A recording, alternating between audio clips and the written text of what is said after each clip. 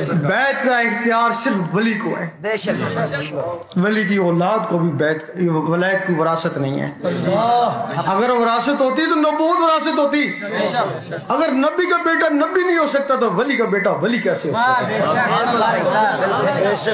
اگر کوئی شخص نبی نہیں ہے، وہ نبوت کا دعویٰ کرتا، تم اس کو کہتے ہو کافر، اور واقعی کافر، وہ ماننے والے کو بھی کہتے ہو کافر۔ اگر کوئی ولی نہیں تو ولی کا دعویٰ کرتا، پھر وہ کیا ہوگا؟ وہ بالکل کفر کے نزدیک پہنچ جاتا ہے، اور اس کو ماننے والے کم وقت اور بے نصیب ہی رہتا ہے۔ اور ولی کے لیے ضروری ہے، ہمارے ہاں کیا ہے؟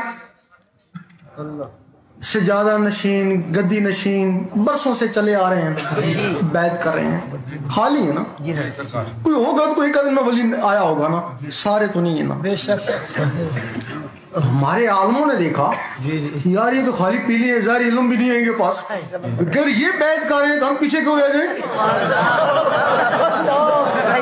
وہ انہوں نے بیعت کرنا شروع کر دی۔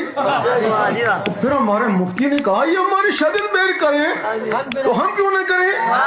تو پھر ہمارے مفتی نے بیعت کرنا شروع کر دی۔ تو پھر جو ہمارے تعویذ لکھنے والے تھے وہ انہوں نے کہا ہم کو پیچھے رہ جائیں، تو انہوں نے بھی بیعت کرنا شروع کر دی۔ یہ سلسلہ اس طریقے سے خراب ہو گیا، بگڑ ہو گیا۔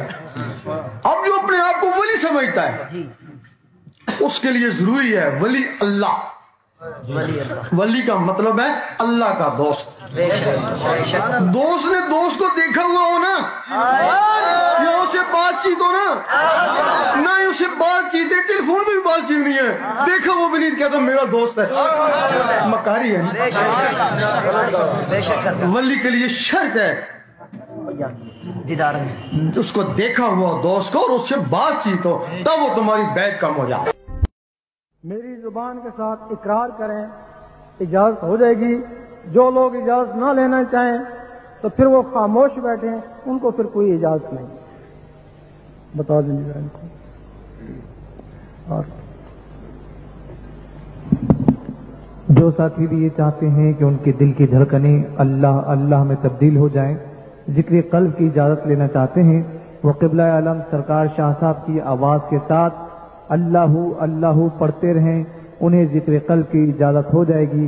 جو بھی دوست یہ چاہیں کہ ان کے دل کی دھڑکنیں اللہ اللہ میں تبدیل ہو جائیں، وہ حضور قبلہ عالم کی آواز کے ساتھ اللہ اللہ پڑھتے رہیں۔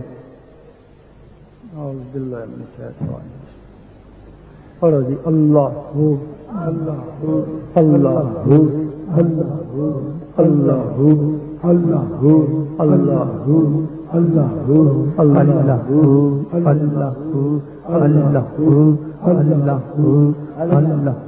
لا الہ الا اللہ۔